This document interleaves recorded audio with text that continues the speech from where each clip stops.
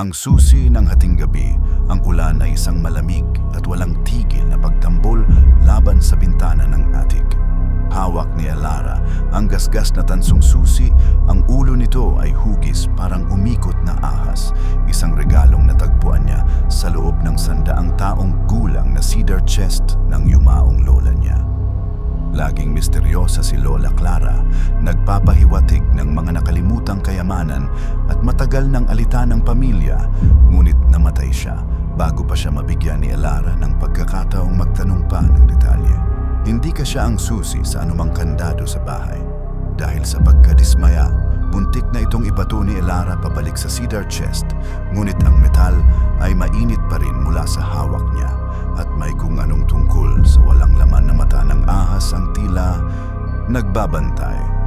Naalala niya ang isang kakaibang detalye mula sa pagbisita ng probate lawyer. Binanggit sa deed ang isang maliit, nakasarang utility room sa cellar. Tila hiniling ng lola mo na huwag itong galawin hanggang sa maayos ang ari-arian. Ang cellar ay malamig, amoy lupa at hindi nagagamit. Natagpuan niya ang utility room sa likod ng tumpok ng mga luma at inaanay na alpombra. Hindi ito nakakandado. Ito ay nakasara, isang manipis na patong ng semento at isang murang dingding na plasterboard. Ginawang parang katulad ng natitirang bahagi ng magaspang na pundasyon ng bato. Mabilis at balisa ang pagtambol ng puso ni Elara laban sa kanyang mga tadyang. Ipinasok niya ang isang screwdriver sa crack ng plasterboard at sa isang nakakakilabot na tunog ng pagkaskas, bumigay ang backing panel, nagbubunyag ng isang mabigat at madilim na pintong oak. Ito ay may isa, komplikadong kandado. Ang susi ng ahas ay perpektong pumasok. Nag-click ang mga tumbler, umalingaw-ngaw sa masikip na espasyo na parang mga putok ng baril. Binuksan niya ang pinto, inihanda ang sarili para sa tumpok ng ginto o naninilaw na mga lihim. Ang silid ay napakaliit at walang laman maliban sa isang bagay, isang maliit, makinis, iron box na nakapatong sa isang mababang kahoy na pedestal. Walang latch, walang kandado sa kahon. Ito ay walang tahi. Isang sulat na katiklop ng maayos ang nakahiga sa tabi nito. Inunat ni Elara ang malutong na papel.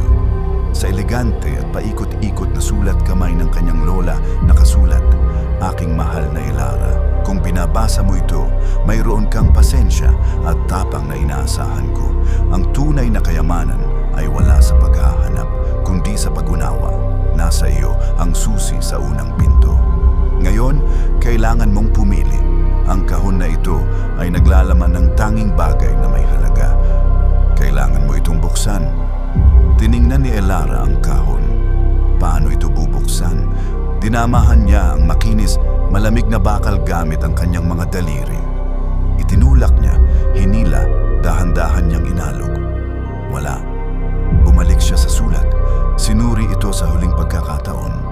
Ang kahon na ito ay naglalaman ng tanging bagay na may halaga. Kailangan mo itong buksan.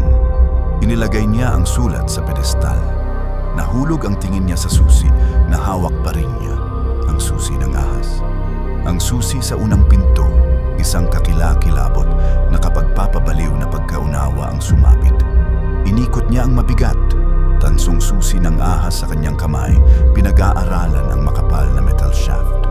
Ginamit niya ang matibay, serrated na gilid ng tansong susi bilang lever, siniksik ito sa manipis na puwang sa pagitan ng katawan ng kahon. At ng takip nito, mariin niyang inikot, nagprotesta ang metal na may mataas, matinis na ingay.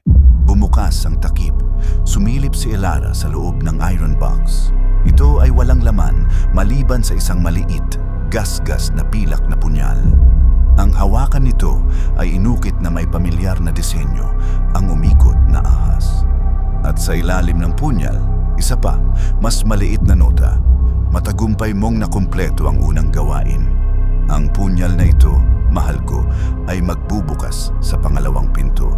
Hating gabi na, parating na siya para sa susi at kailangan mong magmadali. Isang biglaan, rhythmic na pagtambol, mas malakas pa kaysa sa ulan, ang nagsimula sa kisame direkta sa itaas ng cellar. Ito ang tunog ng mabibigat na yabag na may hinihila sa sahig ng atik. Nakatitig ng malaki ang mata ni Elara sa punyal. Naintindihan na ang yabag ay nagmumula sa lugar kung saan huli niyang nakita ang susi. Ang katapusan,